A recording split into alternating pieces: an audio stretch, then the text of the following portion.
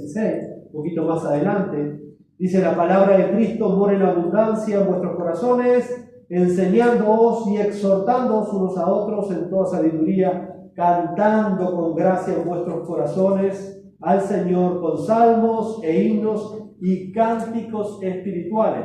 Esto es una expresión visible y audible del cuerpo de Cristo congregado. Quizás la gente no nos ve adorar a Dios, pero si escucha los cánticos, sí va a escuchar esa adoración. Por lo tanto, nosotros somos una expresión visible y audible de la adoración a Dios. No solamente cuando estamos congregados. Recuerden lo que dice Pablo en 1 Corintios 10:31. Aun cuando comas mañana en tu casa, cuando bebas mañana en tu casa, hazlo para la gloria de Dios. Porque nosotros existimos, fuimos predestinados desde antes de la fundación del mundo para la alabanza de su gloria. Todo lo que nosotros hacemos es en base a la adoración que debemos a Dios. Mañana en tu trabajo estarás adorando a Dios, porque mañana tú seguirás siendo esa iglesia, esa plenitud de Cristo. Mañana donde nos encontremos, hermanos, nosotros tenemos esa gran responsabilidad de seguir adorando a Dios. Existimos para eso, para adorar a Dios, en donde estemos, porque donde estemos nosotros somos iglesia. Hoy somos la congregación, estamos congregados para la alabanza de su gloria, para tener una expresión audible y visible de adoración a Dios como su pueblo. Somos un testimonio allí afuera de que la iglesia se reúne para adorar a ese Dios.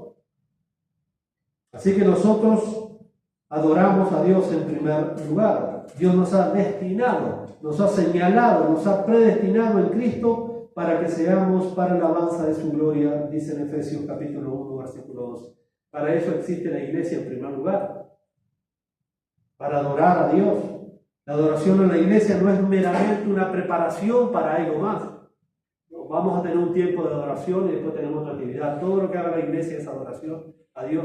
Ese servicio, ese sacrificio es una adoración a Dios. Si hoy no hubiera habido música, si no hubiera habido cántico, nosotros seguiríamos adorando a Dios. Ahora estamos adorando a Dios con lo que estamos haciendo, en la forma que estamos ministrando. Seguimos adorando a Dios. La música es una expresión, ese cántico es una expresión visible y audible de la adoración. Pero no es que si no hay música no hay adoración. No precisamos música para adorar a Dios. Simplemente es otra rama de la adoración.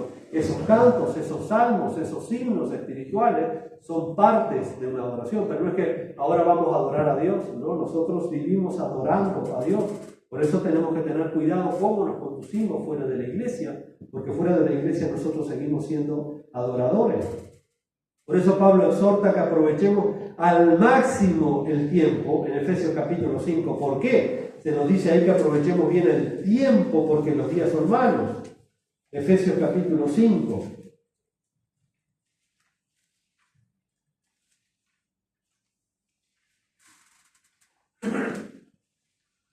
Versículo, vamos a leer 16 al 19. Dice: aprovechando bien el tiempo porque los días son malos. Por tanto, no seáis insensatos, sino entendidos de cuál sea la voluntad del Señor. Versículo 18, que hoy lo citamos: no se embriaguen con vino, en lo cual hay disolución, antes bien sean llenos del Espíritu Santo. ¿Para qué? Versículo 19. Hablando entre ustedes con salmos, con himnos y cánticos espirituales, cantando y alabando al Señor en vuestros corazones, dando siempre gracias por todo al Dios y Padre en el nombre de nuestro Señor Jesucristo. Por eso necesitamos ser llenos del Espíritu Santo, porque nosotros adoramos en espíritu y en verdad. Es el Espíritu de Dios que nos ayuda a adorar con gratitud, a adorar con el espíritu correcto. De lo contrario, hermano, como alguien dijo, Dios recibe adoración, pero no recibe adulación. Y tenemos que diferenciar. Algunas veces venimos a adular a Dios, que es hermoso, que es precioso, que es lindísimo, pero no le estamos rindiendo adoración. Y Dios lo que quiere es adoración en espíritu y en verdad, no adulación. Hay muchas iglesias que adulan a Dios, pero sus miembros no viven conforme a lo que cantan. No sienten espiritualmente lo que cantan. Podrá haber la tal música, unas voces, unos coros impresionantes, pero lo único que se hace es adular a Dios. Y Dios no recibe adulación. Los hombres les encanta la adulación. Dios detesta la adulación. Lo que Dios exige de su pueblo es adoración.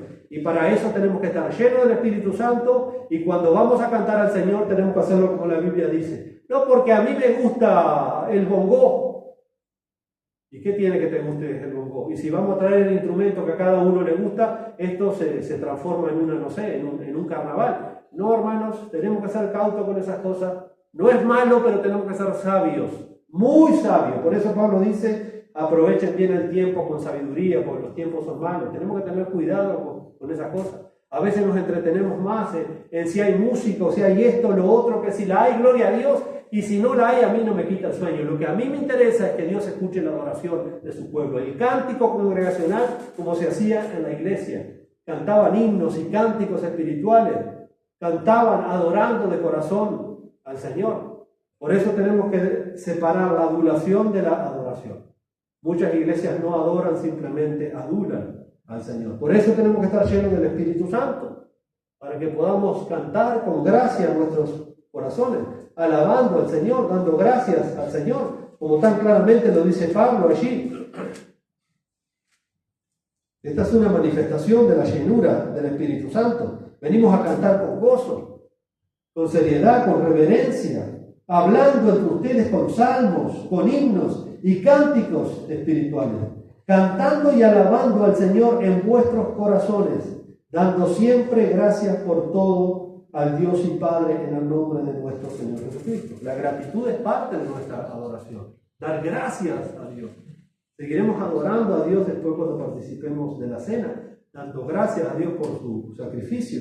Entonces, esa plenitud de Dios en nosotros nos lleva a adorarle a Dios como Dios merece y como Dios manda.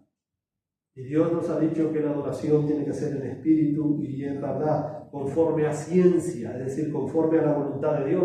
No podemos adorar conforme a las invenciones humanas. No podemos adorar como a nosotros nos parece. Tenemos que adorar conforme a ciencia, conforme a la revelación que tenemos en las Escrituras. Y ahí sabemos que esa adoración será apta al Señor. Es lo que el Señor realmente busca de su iglesia.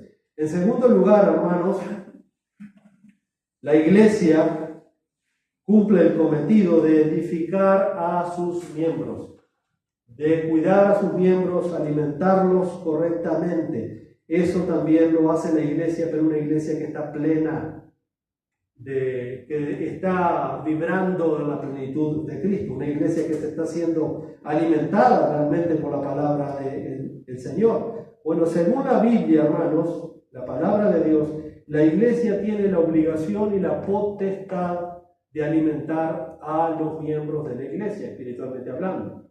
Si nosotros, hermanos, no recibimos la correcta alimentación espiritual en la iglesia local, ¿dónde vamos a ir a buscar ese alimento?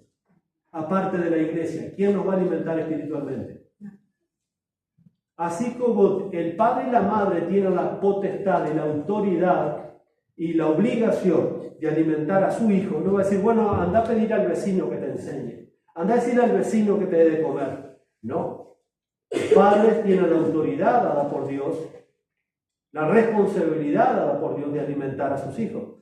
La iglesia local tiene la autoridad y tiene la responsabilidad de alimentar a sus miembros. Si usted no recibe el alimento correcto acá, ¿dónde va a recibir ese alimento?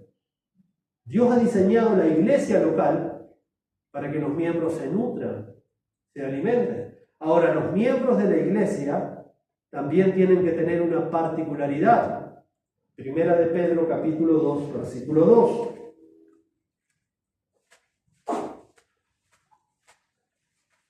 Primera de Pedro, capítulo 2, versículo 2.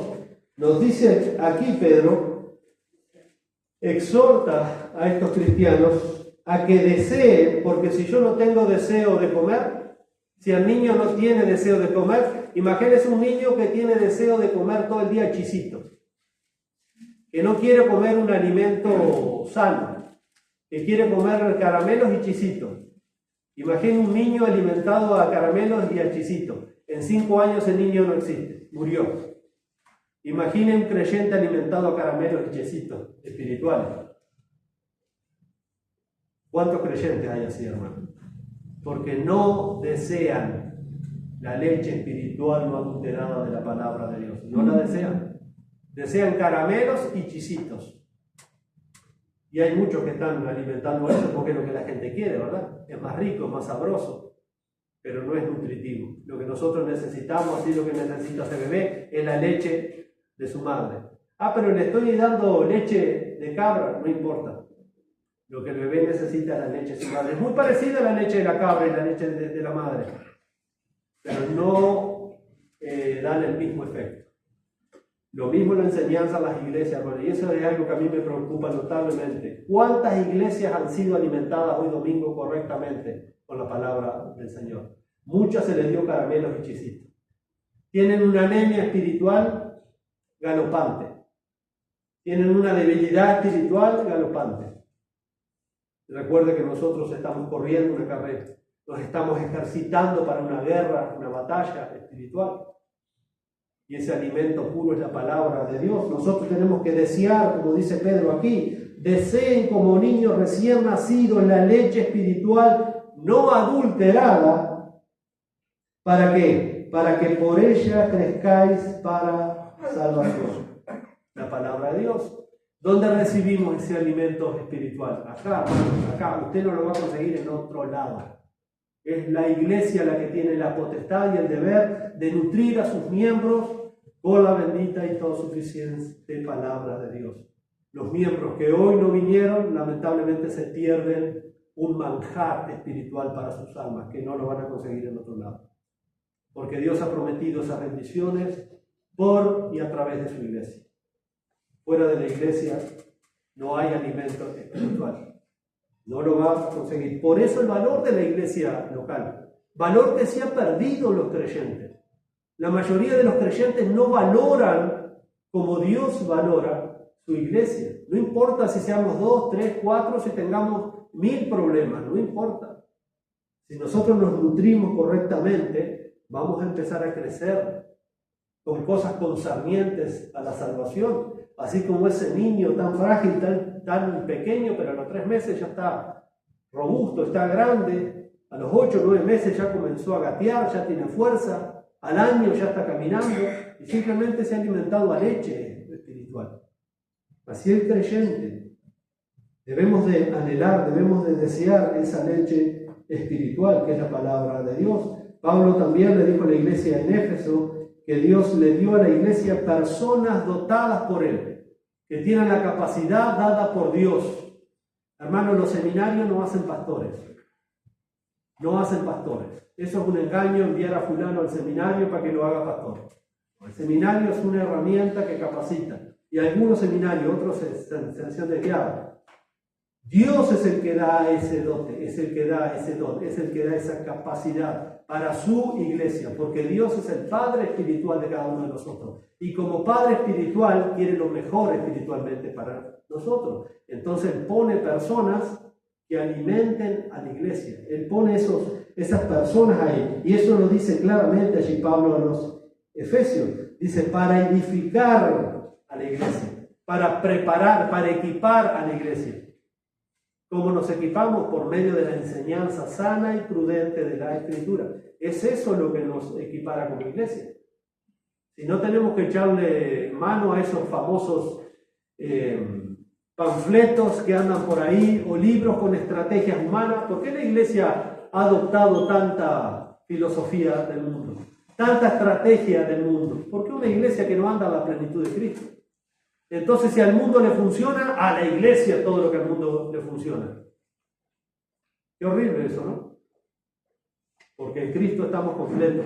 No necesitamos nada fuera de Cristo y Cristo no necesita nada fuera de su iglesia. Es un complemento perfecto. De este modo, entonces, es que la iglesia llega a la unidad de la fe y del conocimiento del Hijo de Dios, a una unidad perfecta que es conforme a la plena estatura de Cristo, cada uno de sus miembros. Esa es la voluntad de Dios, que crezcamos a la estatura de la plenitud de Cristo. Es claramente contrario al patrón del Nuevo Testamento pensar que nuestra única meta con las personas es llevarlas a la fe inicial, a la fe que salva. Está perfecto predicar el Evangelio, pero después hay que alimentar esas almas. Hay que nutrir a esas almas. Entonces nuestra meta como iglesia debe ser presentar, como dice Pablo en Colosenses 1:28, a todo creyente perfecto en Cristo.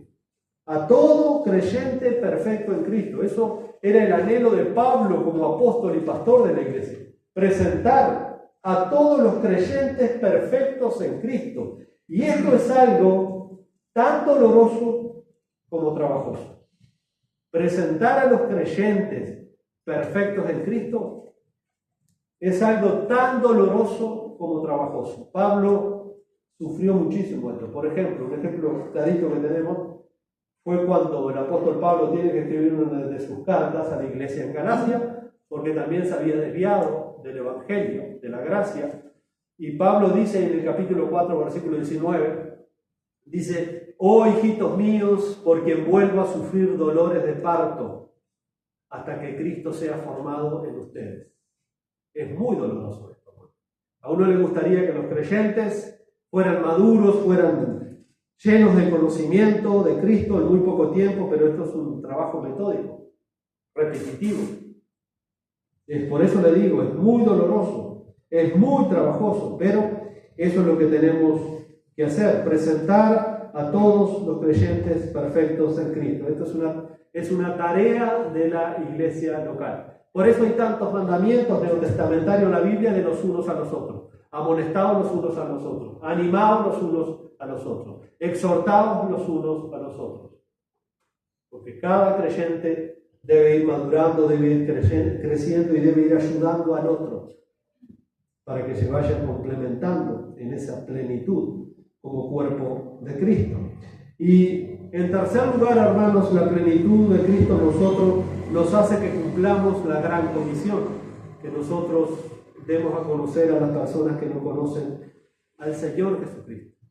Y esa tarea de evangelismo que tenemos como iglesia también vaya acompañada con obras de misericordia. De misericordia. Por ejemplo, Jesús lo dijo claramente en Mateo 28, 19, que tenemos que hacer discípulos a las naciones.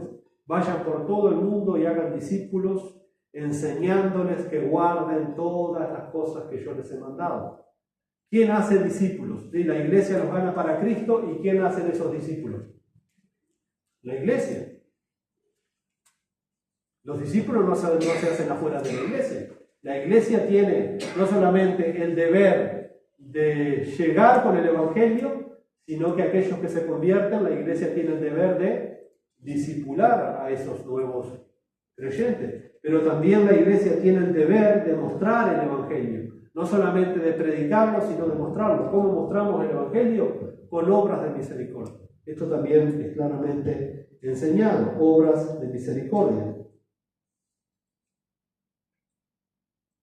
Por ejemplo, vemos allí algunos ejemplos en cuanto a esto, obras de misericordia con los propios hermanos. Allí, que nosotros lo hemos visto en Hechos capítulo 11, ¿se acuerda cuando los hermanos de la iglesia en Macedonia se enteraron que los hermanos en Jerusalén estaban pasando hambre? ¿Qué hicieron? Obra de misericordia para con sus hermanos. Dice ahí en el capítulo 11, versículo 29, 11-29, entonces los discípulos, cada uno conforme a lo que tenía, determinaron enviar socorro a los hermanos que habitaban en Judea, lo cual en efecto hicieron, enviándolo a los ancianos por mano de Bernabé y de Saulo. Si vamos rápidamente a la segunda carta a los Corintios, en el capítulo 8, versículo 4, también vemos otro ejemplo aquí. Capítulo 8, versículo 4. Dice: pidiéndonos con muchos ruegos que les concediéramos el privilegio de participar en este servicio para los santos. Es decir, la iglesia, ¿dónde va a buscar ayuda, hermano? De la iglesia misma. La iglesia tiene el deber. ¿Se acuerdan de otro texto muy conocido? Gálatas capítulo 6, versículos 9 y 10. Dice que no nos cansemos de hacer el bien, porque a su tiempo segaremos si no desmayamos. Mientras tengamos oportunidad, que hagamos bien a todos, pero principalmente a los de la familia de la fe. Nosotros tenemos que mostrar el evangelio. Y una manera de mostrar el evangelio es por medio de las obras de misericordia. Y un texto muy claro para rematar es 1 Juan capítulo 3.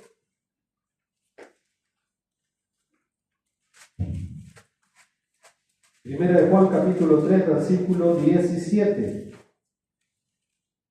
Dice, pero el que tiene bienes de este mundo y ve a su hermano tener necesidad y cierra contra él su corazón, ¿cómo mora el amor de Dios en él? 1 Juan 3:17. Entonces nosotros como iglesia también tenemos esa obligación dada por Dios de mostrar el Evangelio, de adornar el Evangelio, de mostrarlo con obras de misericordia. Lucas 6:35, miren lo que el Señor Jesucristo enseñó ahí. Lucas 6:35 y versículo 36, y acá le voy a citar la Nueva Versión Internacional, que expone bastante bien la idea de Jesús. Dice, ustedes por el contrario, amen a sus enemigos. Esto no lo hacía nadie. Ama a tu amigo y odia a tu enemigo, era el viejo mandamiento. Claro, pero Jesús dice, ustedes no. Ustedes tienen, por el contrario, amen a sus enemigos, háganles bien y denles prestados sin esperar nada a cambio. ¿Y cómo nos cuesta esto, no?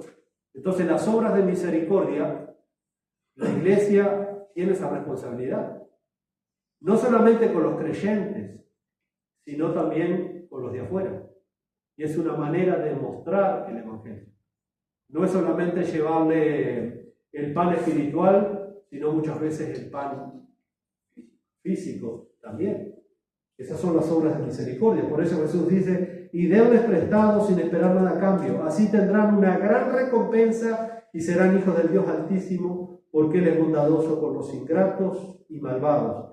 Sean compasivos, así como su Padre es compasivo.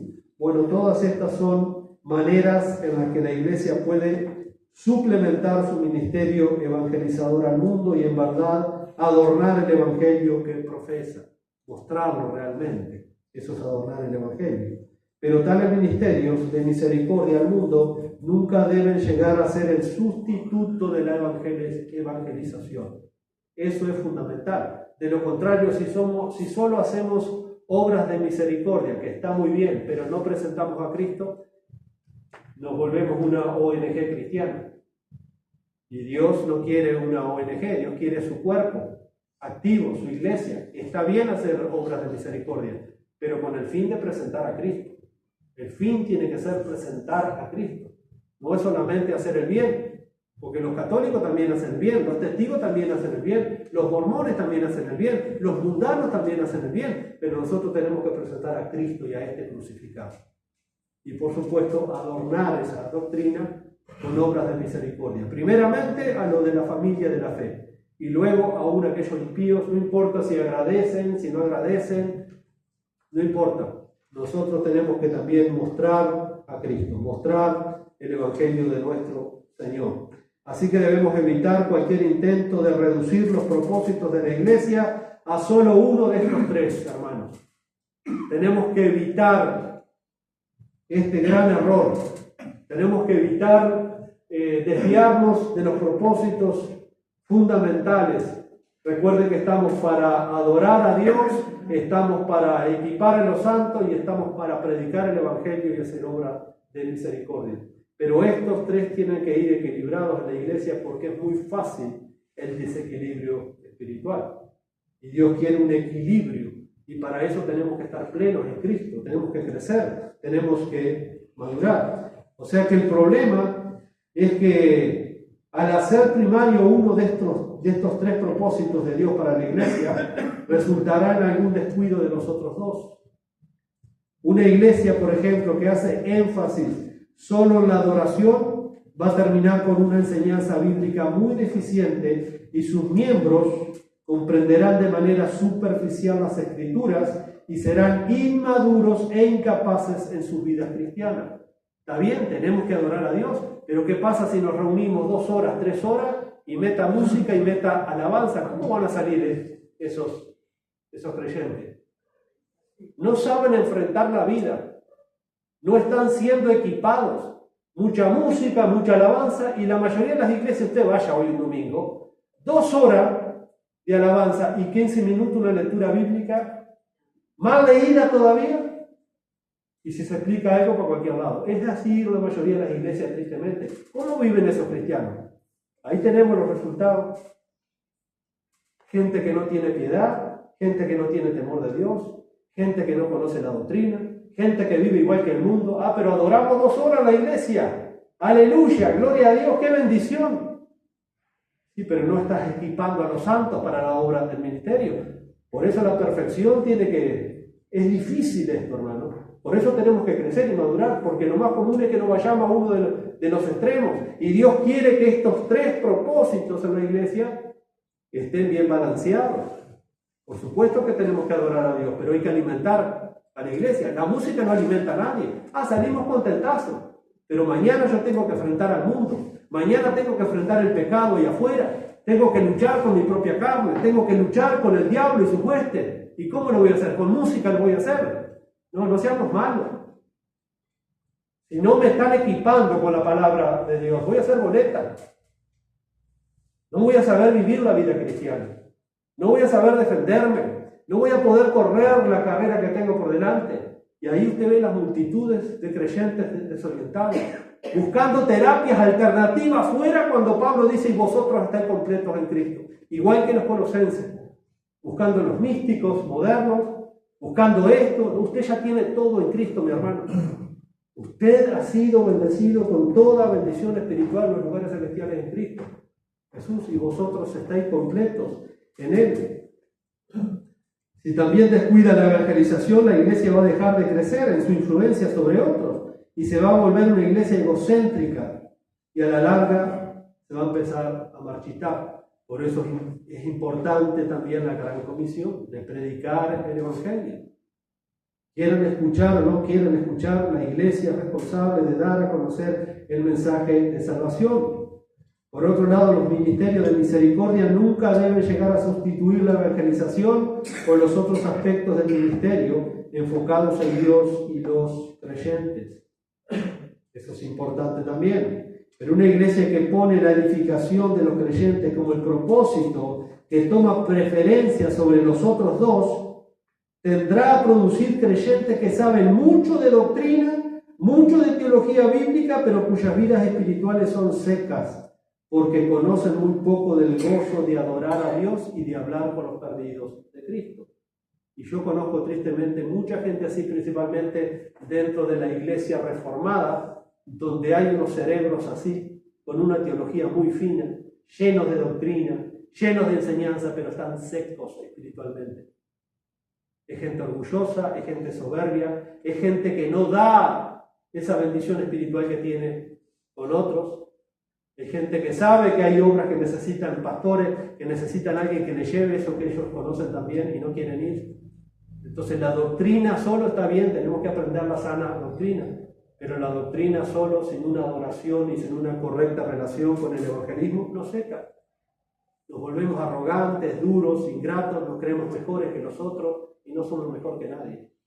Entonces, lo importante, hermanos, es que como plenitud del cuerpo de Cristo nosotros podamos balancear estos 3 propósitos que son el corazón de la iglesia. Adorar a Dios, equipar a la iglesia, preparar a la iglesia y que la iglesia cumpla su cometido allí afuera, que es llevar el evangelio y mostrando el evangelio con obras de misericordia. Eso es importante. Que Dios nos ayude entonces, hermanos. Que Dios nos ayude como iglesia, porque Pablo nos dice claramente que nosotros estamos completos en Cristo y que nosotros como cuerpo de Cristo somos la plenitud de aquel que todo lo llena en todo.